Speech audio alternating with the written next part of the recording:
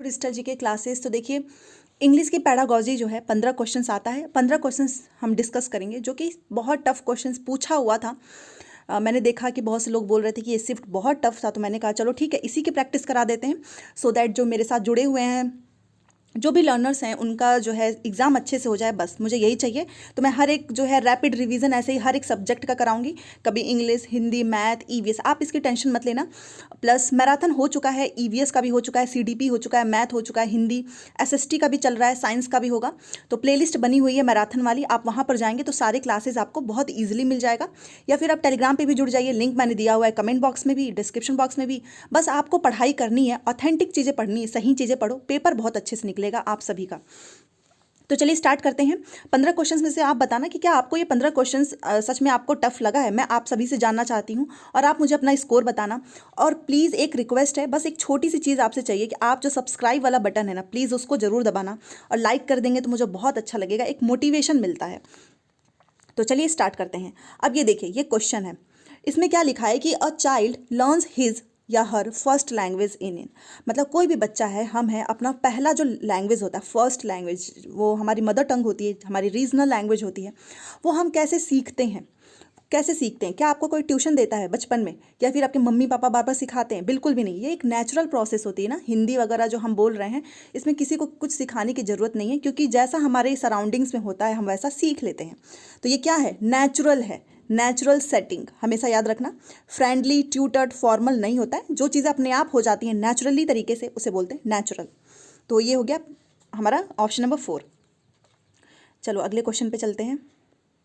अब ये देखिए, इसमें लिखा है कि विच of the following is not an authentic materials for language teaching learning. मतलब इन चारों में से आपको बताना है कि कौन सा जो है ऑथेंटिक मटीरियल नहीं है टीचिंग लर्निंग में, लैंग्वेज को सिखाने के लिए कौन सा ऑथेंटिक मटीरियल नहीं है। तो चलो देखते हैं। पहला क्या लिखा है कि अ poem by a 20th। Authentic मतलब आपको पता होता है ना, प्रमाणित होता है कोई चीज़, तो वही आपको गलत वाला बताना है। A poem by a 20th century poet on a school boy. तो ये तो सही है कि कोई पोयम है जो कि 20th सेंचुरी की है ऑन अ स्कूल बॉय पे, तो ये तो ऑथेंटिक मटेरियल है जिसे कि आप लैंग्वेज आराम से सिखा सकते हैं। दूसरा देखिए, a poem specially written by a text book writer. अब ये टेक्स्ट बुक राइटर के द्वारा कोई पोयम जो है वो स्पेशली लिखा गया है, ठीक है।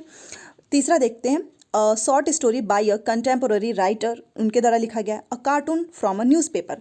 अब आप देखो कि इसमें से कौन सी चीज़ आपको ऑथेंटिक मटेरियल नहीं लगा है लैंग्वेज टीचिंग लर्निंग में। जैसे कि मैं आपको बताऊं कि 20वीं सेंचुरी में कोई पोएट होगा जिसने लिखा होगा ऑन अ स्कूल बॉय पे, तो वो तो ऑथेंटिक ही होता है। तीसरा देखिए, कोई शॉर्ट स्टोरी है जो कि किसके द्वारा लिखा गया है? कंटेम्पोररी राइटर के द्वारा, तो वो भी क्या होता है? ऑथेंटिक होता है। कार्टून जो कि न्यूज़पेपर वगैरह से होता है, वो भी क्या है? ऑथेंटिक मटेरियल, जहाँ से आप कोई चीज़ सीख सकते हैं। बट ये देखिए, a poem specially written by a text book writer, जो टेक्स्ट बुक राइटर हैं उनके द्वारा स्पेशली कोई पोयम लिखा गया, तो ये कोई ऑथेंटिक चीज़ें नहीं होती हैं। जैसे कि आप कोई चीज़ लिख दो टेक्स्ट बुक में से उठा के, कोई कहानी सुना दो, ये ऑथेंटिक थोड़ी ना है। तो ऑप्शन नंबर 2 जो हो गया, राइट हो गया। चलो अगले क्वेश्चन पे चलते हैं। ये रहा, थोड़ा सा आपको दिमाग लगाने वाले ये सारे क्वेश्चंस हैं, इसलिए मैं ये लेकर आई हूँ। देखिए, रीटेलिंग का मतलब कोई स्टोरी को आप दोबारा से बोलते हैं, उसे ही बोलते हैं रीटेलिंग, पुनः सुनाना। Retelling of a story read by a student in his or her own words helps in assessing. मतलब कि आपने कोई स्टोरी सुनाई क्लास में और बच्चे क्या करेंगे? उसी स्टोरी को दोबारा से अपने शब्दों में सुनाएंगे। तो ये किस में मदद करता है? क्या चीज़ असेसमेंट करने में? उसको बोलते हैं रीटेलिंग, कि आप बच्चों से दोबारा सुन रहे हो जो आपने सुनाया है। तो ये तो अच्छी चीज़ होती है कि बच्चे उसको अपने लैंग्वेज में बोलते हैं, जिससे कि उनका जो कॉम्प्रिहेंशन है ना, उसमें इंप्रूवमेंट होता है। तो इसे बोलते हैं कॉम्प्रिहेंशन। एक्यूरेसी नहीं है, ना ही आप कोई एक्यूरेट एकदम बच्चा सुनाए, आप ये तो करेंगे नहीं। फ्लुएंसी कि बच्चा एकदम फ्लुएंटली बोल रहा है, बिल्कुल भी नहीं, बहुत सारे पॉजेज आएंगे। मेमोरी भी नहीं है। क्या है ये? सिंपल सा कॉम्प्रिहेंशन है कि बच्चा जो है अपना लैंग्वेज, अपने वर्ड्स, अपने थॉट यूज कर रहा है, अपना कॉम्प्रिहेंशन क्रिएट कर रहा है। So that's why option number 3 is right. और ये हेल्प करता है असेसिंग में। ओन वर्ड्स हमारे खुद के वर्ड्स होते हैं, तो ये हो गया राइट। चलो अगले क्वेश्चन पे चलते हैं। ये रहा हमारा अगला क्वेश्चन। देखिए क्या लिखा है इसमें, अ टीचर रीड अलाउड। एक टीचर जो ना बहुत तेज तेज से बोलता है हाफ ऑफ द टेक्स्ट, कुछ टेक्स्ट को, and then ask learners in groups. उसके बाद से वो क्या करता है? लर्नर्स के जो ग्रुप्स होते हैं उसमें से वो पूछता है या बोलता है to write their own endings, कि इसकी जो लास्ट पार्ट है ना वो तुम खुद लिखो। What type of activity is this? It means कि मैं आपको कोई चीज़ हाफ ऑफ द टेक्स्ट जो है, टेक्स्ट का कोई हाफ पोर्शन आपको तेज तेज पढ़ के सुना दूंगी, उसके बाद से बोलूँगी कि जो लास्ट का पार्ट है इसको तुम खुद लिखो, देयर ओन एंडिंग्स आपको खुद लिखना है। तो ये एक्टिविटी मैं आपसे किस टाइप का करा रही हूँ, ये क्या होता है, क्योंकि इसको तो आपको खुद से करना है, तो क्या ये एक्सपीरियंशियल एक्टिविटी है, ग्रुप वर्क है, राइटिंग एक्टिविटी है या इनटेक एक्टिविटी है। अब यहाँ देखिए बहुत से लोग क्या करेंगे, ग्रुप वर्क करेंगे। क्यों? क्योंकि यहाँ पर लिखा है कि आस्क लर्नर्स इन ग्रुप्स, तो तुरंत दिमाग में जाता है ग्रुप वाला ही होगा, नहीं। अगर आप आगे जाएं तो लिखा है राइट देयर ओन एंडिंग्स, आपको अपने खुद के अनुभव लिखना है। और जब भी ऐसा खुद के अनुभव लिखने की बात आती है तो उसे बोलते हैं एक्सपीरियंशियल एक्टिविटी, जिसे हिंदी में बोलते हैं अनुभवात्मक गतिविधि। कई बार आपने ये नाम सुना होगा, समझ गए होंगे। चलिए, पसंद आ रहा होगा तो लाइक ज़रूर करके जाना। चलिए देखिए, इसमें क्या लिखा है कि principles of sequencing in teaching a foreign language does not include. आप कोई फॉरेन लैंग्वेज जो है सिखा रहे हो तो उसका कुछ सीक्वेंस होता होगा, तो इसमें से कौन सा ऐसा है चारों सीक्वेंस जो कि फॉरेन लैंग्वेज सिखाने में यूज़ नहीं होता है, इंक्लूड नहीं होता है। तो चलिए देखते हैं, आज के बाद से पता चल जाएगा। ग्रामेटिकल सीक्वेंस ऑफ कोर्स होता है, इंग्लिश वगैरह में भी हमें ग्रामर पता ही होना चाहिए ना कि कहाँ पर हैज़ लगेगा, डिड लगेगा, आप ऐसे हवा में तो बात नहीं कर सकते हैं। लेक्सिकल सीक्वेंस ऑफ कोर्स होता ही है, लेक्सिकल और सिमेंटिक भी होता है। ये फोनेटिक सीक्वेंस नहीं होता है, फोनेटिक का मतलब क्या होता है, साउंड, ये इंक्लूड नहीं होता है फॉरेन लैंग्वेज में। सिमेंटिक मतलब मीनिंगफुल होता है, लेक्सिकल होता है, ग्रामेटिकल जिसमें आप ग्रामर पोर्शन यूज करें, फोनेटिक का मतलब होता है साउंड। तो साउंड कोई सीक्वेंस नहीं होगा इसमें फॉरेन लैंग्वेज में, डज नॉट इंक्लूड, ये इंक्लूड नहीं होता है। So option number 4 is right. Basically sequence ही पूछा था तो ये हमने बता दिया। चलो अगले क्वेश्चन पे, ये रहा हमारा अगला क्वेश्चन। अब ये रहा पूरा स्टोरी। अब यहाँ से देखते हैं क्वेश्चंस में कुछ दम है या नहीं है। चलो पढ़ लेते हैं पहले। डरना नहीं है कि इतना बड़ा पैराग्राफ दे दिया है। With the help of a pointer, और इतना बता दो ये सारा पूछा हुआ है आप ही के ऑनलाइन एग्जाम में, वहीं से क्वेश्चन उठाया है मैंने। With the help of a pointer the teacher points 3 red pens. 3 red pens पे क्या करता है टीचर जो है, पॉइंट करता है, एंड 2 ब्लू पेंसिल्स, और 2 ब्लू पेंसिल्स पे lying on the table. Table पे ना 2 ब्लू पेंसिल्स पड़े होते हैं और 3 क्या पड़े होते हैं, 3 रेड पेन्स। तो रेड पेन्स और ब्लू पेंसिल्स टेबल पे पड़ा हुआ है, उसको टीचर क्या कर रहा है, पॉइंट कर रहा है, मतलब दिखा रहा है। Pointing to 1 pencils he says, तो उसने क्या किया ना कि पॉइंटिंग टू वन पेंसिल्स को पॉइंट करते उसने कहा कि दिस पेंसिल इज ब्लू, कि ये पेंसिल ब्लू है। He then points 2 pens and says, फिर उसके बाद से उसने 2 पेन्स को पॉइंट किया और कहा कि these pen are red. He takes 1 pen in his hand, उसने एक पेन उठा लिया अपने हाथ में, and while putting 1 pencil in his pockets, उसने क्या किया, पेंसिल अपने पॉकेट में रख लिया और कहा I have 1 pen in my hand, कि एक पेन क्या है, मेरे हैंड में है, and I am now putting pencil in my pocket, और अब मैं क्या कर रहा हूँ, एक पेंसिल्स को अपने पॉकेट में रख रहा हूँ। अब देखा ये कहानी कितना एकदम दिमाग घुमाने वाली कहानी है, लास्ट में समझ में आ जाएगा क्या पूछ रहा है। द अबव इलस्ट्रेशन, ये ऊपर जो इतना इलस्ट्रेट किया गया है, best describes which one of the following approach to teaching. ये जो है ना, ये किस टाइप का अप्रोच है टीचिंग का, बेसिकली यही पूछ रहा है कि जो भी चीज़ें यहाँ पर इलस्ट्रेट किया गया है अच्छे से बेस्ट इसमें से कौन सा अप्रोच है, ये चारों में से कौन सा अप्रोच है जो सबसे बेस्ट डिस्क्राइब करेगा इसको। तो चलिए देखते हैं, ये हमारा है, हाँ आप यहाँ पर देखिए, ये सिचुएशन अप्रोच है, कम्युनिकेटिव अप्रोच है, डिमॉन्स्ट्रेशन है, डायरेक्ट है। अब आपको मैं बताती हूँ कहाँ पर आप कंफ्यूज होंगे, आपको लगेगा कि ये डिमॉन्स्ट्रेशन या फिर कम्युनिकेटिव है। डायरेक्ट तो कोई नहीं होगा, यहाँ पे डायरेक्ट कुछ भी नहीं कहा गया, एकदम घुमा के कहा गया है।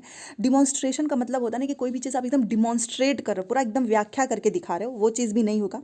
कम्युनिकेटिव का मतलब जहाँ पर 2 से 3 लोगों के बीच में कम्युनिकेशन होता है, उसी को ही ना बोलते हैं संप्रेषण। यहाँ तो टीचर खुद से अकेले पॉइंट कर करके बता रहा है, तो कौन सा कम्युनिकेटिव होगा। कम्युनिकेशन का मतलब सिंपल सी यही बात होती है कि 2 या 2 से अधिक लोगों के बीच में बातचीत हो, संवाद हो। तो ये क्वेश्चंस यहीं पर ऑप्शंस गलत हो गया। ये क्या है, एक सिचुएशन अप्रोच है।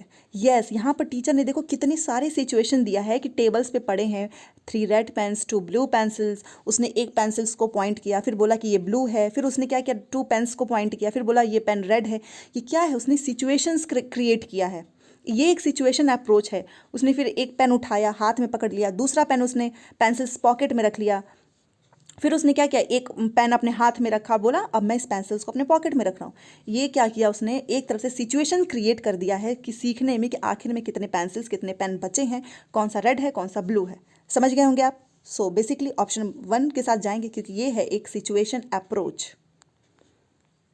ये तो घुमाने वाला, एकदम दिमाग घुमाने वाला सवाल था, बट अब आप आराम से कर लेंगे, क्योंकि हम हर एक चीज़ को एकदम पोस्टमार्टम करके सीखते हैं, आपको पता ही है। तो चलो अगला क्वेश्चन देखते हैं। और अगर सच में क्लास मस्त लगे ना तो कमेंट करके जरूर जाना। The psychological factors affecting the language learning of a child include. Yes, जो साइकोलॉजिकल फैक्टर्स होता है ना, बहुत अफेक्ट करता है एक बच्चे को लैंग्वेज सीखने में। तो इन चारों में से आपको बताना है कौन सा होगा। ठीक है, आपके सामने ऑप्शंस हैं और ये जो है सीडीपी के क्वेश्चंस को इसने इसमें इंक्लूड किया है। तो चलो देखते हैं। सबसे पहला देखो, हमको साइकोलॉजिकल फैक्टर्स पे ध्यान देना है। पहला लिखा है कि the interest of a child in language. Of course बच्चे का इंटरेस्ट होगा तो ही तो बच्चा सीखेगा ना, बिना इंटरेस्ट के तो हम कोई काम ही नहीं करते हैं। बी देखिए, पेरेंट्स एनकरेजमेंट एंड मोटिवेशन। अच्छा, ये एनकरेजमेंट लिख दिया। आप सोचो कि पेरेंट्स का जो एनकरेजमेंट है और जो मोटिवेशन होता है वो एक बहुत बड़ा इफेक्टिव, मतलब ये फैक्टर्स होता है। ऐसा कुछ नहीं है, ये गलत हो जाता है।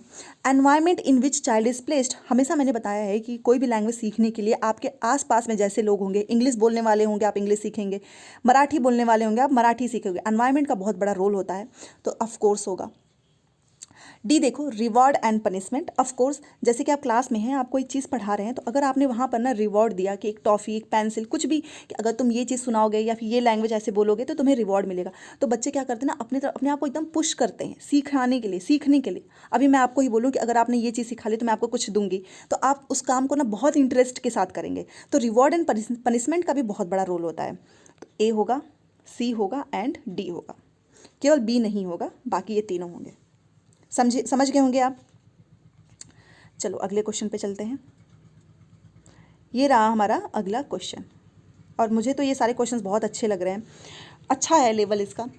देखिए लिखा है कि the most appropriate characteristics of listening. जो हम सुनते हैं ना, उसका सबसे बेस्ट इसमें से विशेषता क्या है, अप्रोप्रिएट, वो चीज़ पूछ रहा है। तो चलो देखते हैं क्या लिखा है। पहला क्या लिखा है कि understanding the meaning conveyed by key word, stress and intonation. Intonation एक लय होता है, उसे बोलते हैं कि understanding the meaning conveyed by key words. जो भी की वर्ड्स हो, स्ट्रेस हो, इंटोनेशन हो, उसका क्या करो, उसकी मीनिंग को आप समझें। अगर आप सुनने का मतलब क्या होता है कि आप कोई चीज़ सुन रहे हैं, तो इसका मतलब आप उस की वर्ड्स को, स्ट्रेस को, इंटोनेशन को, उसकी मीनिंग को समझिए, तभी तो आप अच्छे से सुन रहे हैं ना। अगर आपको कुछ समझ में नहीं आ रहा है तो वो सुनने का क्या मतलब हुआ, ये चीज़ है। तो आप मुझे इसका बताइए आंसर क्या होगा। आप समझ गए होंगे इसका आंसर क्या होगा। दूसरा देखो, comprehending the lexical meanings of words in context and meanings of structures. इसे नहीं बोलते हैं कि आप उसके कॉन्टेक्स्ट को समझिए, मीनिंग्स ऑफ स्ट्रक्चर को देखिए, जो लेजिकल कॉम्प्रिहेंडिंग की बात कर रहा है, ये नहीं होता है लिसनिंग का। Using correct forms of words by changing into tense. अच्छा, लिसनिंग में आप एकदम सही से टेंस यूज कीजिए, जेंडर, फॉर्म, तब जाकर ही ये जो है बेस्ट कैरेक्टरिस्टिक्स होगा इसका। 4 देखिए, guessing the meaning of an unfamiliar word. क्या आप अनफैमिलियर वर्ड है ना, उसकी मीनिंग को गैस करो, बिल्कुल भी नहीं।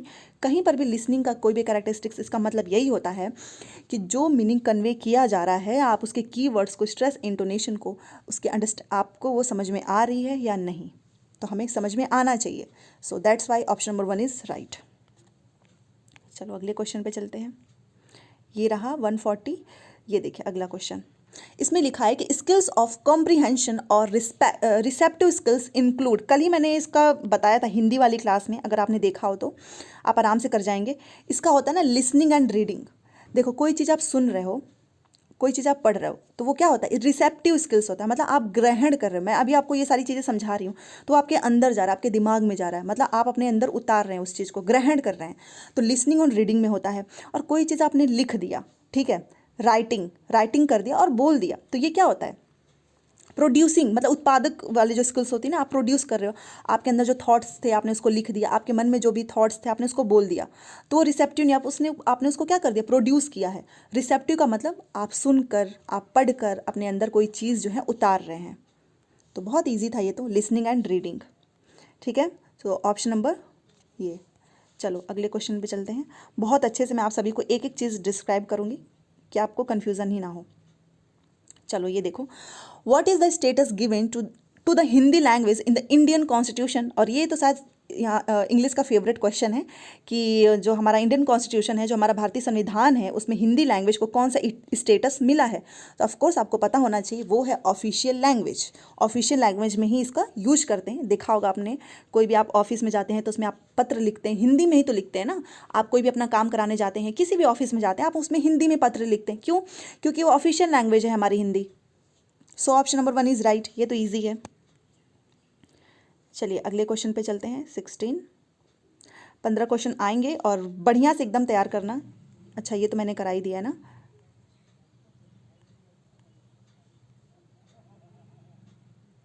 ये दोनों क्वेश्चन एक ही है। हाँ सॉरी, देखो यही होता है मिस्टेक। यहाँ पर देखिए, इसमें लिखा है कि what is the status given to Hindi language. मैं उस क्वेश्चन को स्किप कर रही थी क्योंकि एकदम सेम था।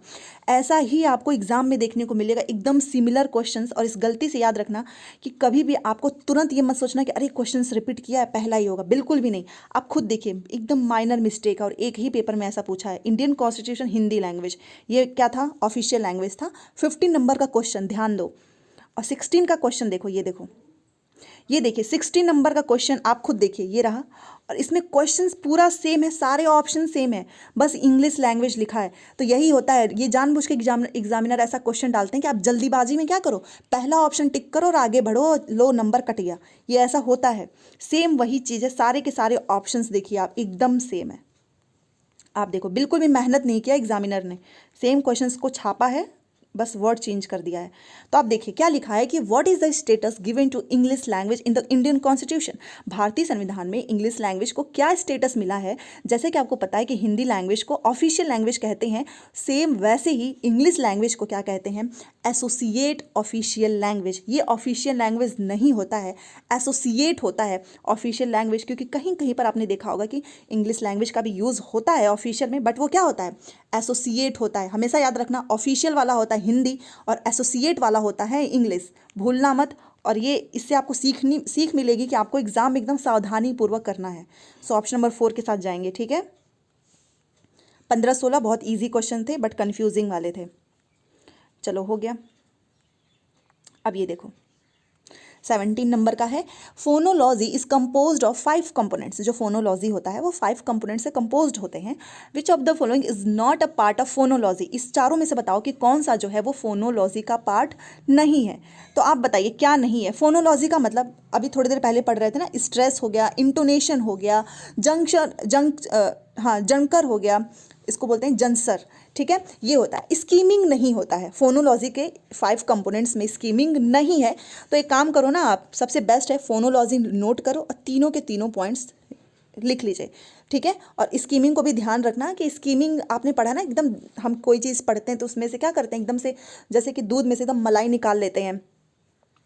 इसको स्कीमिंग बोलते हैं कि आपको एकदम उसमें से बेस्ट चीज़ जो है ढूंढनी होती है, आप इसलिए रीडिंग करते हैं। स्कैनिंग में आप ऊपर ऊपर से जो है पढ़ते हैं।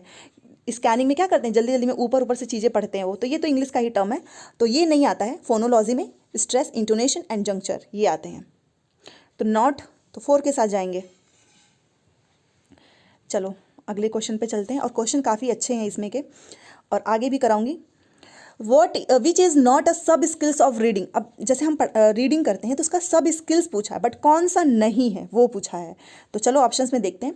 रीडिंग अलाउड एंड डिकोडिंग, तो ये तो होता ही है, आप कोई भी चीज़ पढ़ते हो तो हम कभी कभी रीड करते हैं अलाउड एंड डिकोड भी करते हैं मीनिंग्स वगैरह को, तो ऑफकोर्स ये होगा। स्कैनिंग अभी मैंने बताया था, कोई भी आप इन्फॉर्मेशन को जो है, कोई भी टेक्स्ट है उसका इन्फॉर्मेशन पढ़ने के लिए आप ऊपर ऊपर से क्या करते हो, स्कैन करते हो, ये भी सही है। रीडिंग फॉर इन्फ्रेंस, ये भी सही है, इन्फ्रेंस के लिए भी हम रीडिंग करते ही हैं। रीडिंग फॉर बेटर प्रोनाउंसिएशन, देखो ये बात इसलिए है ना कि सब स्किल्स लिखा है, सब स्किल्स, रीडिंग का सब स्किल्स। अब बहुत से लोग कहेंगे कि क्यों, हम तो प्रोनाउंसिएशन भी अपना सुधारने के लिए पढ़ते हैं, बट देखिए वो रीडिंग के लिए होता है। यहाँ पर सब स्किल्स लिखा है, ये सब स्किल्स पूछा है, रीडिंग का सब स्किल्स कौन सा नहीं है, तो ये नहीं है। रीडिंग फॉर बेटर प्रोनाउंसिएशन, अगर बस लिखता ना कि इसमें से कि which is not skills of reading, तब जाकर ये भी सही हो जाता। ये सब जो लगा दिया ना, इस वजह से ये ऑप्शन नंबर 4, तो ये बहुत माइनर मिस्टेक है, आपको ध्यान रखना इस क्वेश्चंस के ही सहारे। Reading for better pronunciation is not a सब स्किल्स ऑफ रीडिंग। लिख लो, याद कर लो, स्क्रीनशॉट ले लो, जो करना है करो, गलत मत करके आना एग्जाम में, क्योंकि सीटेड तो रिपीट करेगा क्वेश्चंस को हर बार की तरह इस बार भी। चलो अगले क्वेश्चन पे चलते हैं। अब ये फिर से कहानी आ गई है। अच्छा, इंग्लिश वाले भी कहानी देने लगे हैं। देखिए, पहले नहीं इतना कहानी आता था। यहाँ पर लिखा है कि giving a test to the students in language class. Language class में जो है टेस्ट दिया जा रहा है बच्चों के द्वारा। A teacher rights on the black board a passage. Teacher ने क्या किया कि एक ब्लैक बोर्ड पर एक पैसेज जो है लिख दिया, जो कि आपके में आएगा ही। But he leaves some line incomplete. But उसने क्या किया ना, पैसेज के कुछ लाइन्स अधूरे छोड़ दिए हैं। ही देन राइट्स फ्यू वर्ड्स। फिर उसने कुछ वर्ड्स लिखे हैं। फिर उसने क्या किया, बोर्ड्स पे कुछ वर्ड्स लिखे and instructs the students to complete the story. क्या कहा कि जो मैंने अधूरा छोड़ा है तुम उसको कंप्लीट करो with the help of these words phrase. वहाँ पे कुछ होंगे वर्ड्स फ्रेज, उसकी सहायता से कि कौन सा जो है सबसे बेस्ट यूज्ड होगा वहाँ पे। In the complete passage eight appropriate place. ये आपने कितनी बार, मैंने इसका कितनी बार जिक्र किया है कि हम कोई पैसेज लिखते हैं, ठीक ऐसे लिख रहे हैं, यहाँ पर जो अंडरलाइन छोड़ देते हैं, फिर कुछ लिखते हैं, फिर अंडरलाइन। तो टीचर ने ये बोला कि जो इनकम्प्लीट है ना, तो ये जो चीज़ें मैंने लिख कर दी हैं इसमें से तुम बताओ कि सबसे बेस्ट जो है यहाँ पर कौन सा आएगा। तो ये तो क्लोज टेस्ट होता है। क्लोज टेस्ट में ही ऐसा होता है कि आपको फिलअप करना होता है, जो भी चीज़ें छोड़ के छोटा होता है उसको। अचीवमेंट नहीं है, ना ही इंटेलिजेंस है, ना ही कॉम्प्रिहेंसन है। जब भी इनकम्प्लीट पैसेज करके बात आए ना, तो वो हमेशा क्लोज टेस्ट होता है और आपको इसी के साथ जाना है। तो ये हो गया हमारा राइट। ये इजी था। देखो, जो कहानी वाले हमेशा याद रखना, जो बड़े बड़े पैसेज जो होते हैं ना, जो ऐसे क्वेश्चंस होते हैं, उसका आंसर बहुत ईजी होता है, टफ नहीं होता है।